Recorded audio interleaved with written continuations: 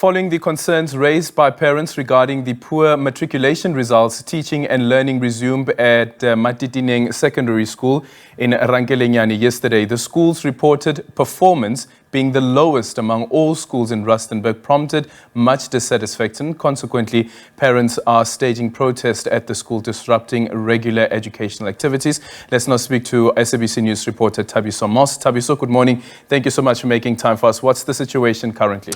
Thank you so much, Aldrin. Good morning to you and our us at home. Yes, we are indeed here at Mateteneng Secondary School in Rankelenyane village, just outside here in the northwest. Like you read in your intro, that parents are not satisfied about how things are going in the school, especially following the release of matric results a week or two ago, where parents are claiming that the school has performed below par, because now only the school obtained only 61%. If you go to 2021, it was at 71%. Now parents are complaining about the situation at the school, and what we now understand is I'm going to bring in some of the parents to our conversation in a moment. What we understand is that the school or learners started to attend school just yesterday, even though the schools across the country opened for children or started to receive children last week Wednesday. That's when we started to see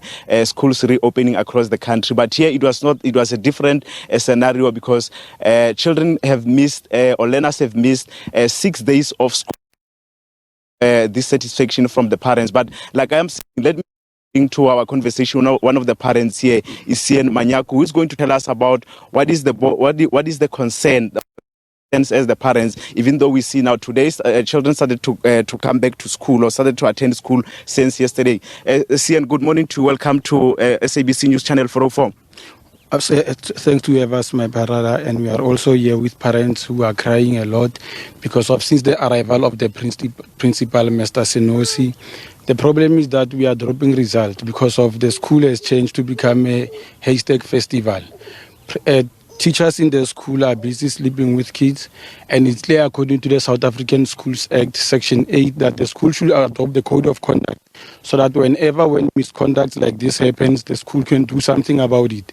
And when you further go to the educators, as I mentioned, the Teachers Act, they will still state to you that teachers should also be, on issues like this ones, teachers should be held accountable. And on the South African Council of Educators, when there's misconduct like this one, they need to ensure that such teachers must be struck off the roll and they mustn't come back here again.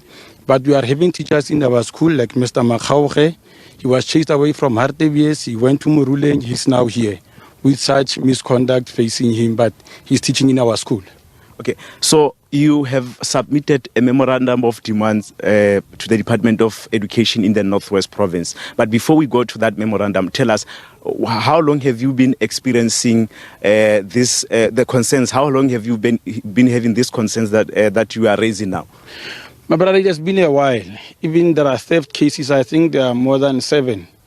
There's no any forced entry in the school, but things are missing. Even now when the schools were reopening, we have lost 76 boxes of tie bags. Casey was opened, but at least on our meeting on Wednesday, we were with Captain Tanza. He ensured to us as parents that whenever they come back, they will come with a concrete resolution from SABC. But they stated clear to our eyes that Mr. Mulabe, he remains a suspect, as he's the general assistant of the school. He's the one holding the keys for the school. So he should be held accountable for whatever that is happening. So it has been a period of almost 3 years. This misconduct has been happening. This theft has continued.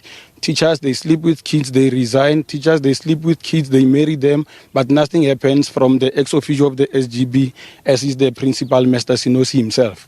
Okay, so and you took a decision to forcefully close the school and prevent listeners from attending school since last week. You only allowed them to come back to school yesterday. They've lost 6 days of schooling.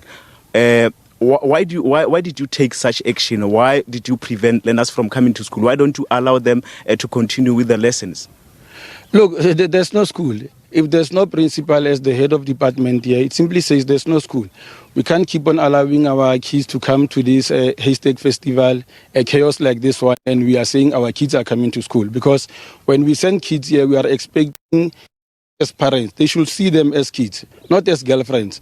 But when you say to parents that these are kids, they are coming to school, but they are being turned to become girlfriends and wives here, it's a problem. So we can't say this thing is a school. Hence, we have given the department 7 days. After 7 days, we will go back to our traditional councillor, Mr. Hendrik Luguga. After that, then we'll take it to the streets. Okay.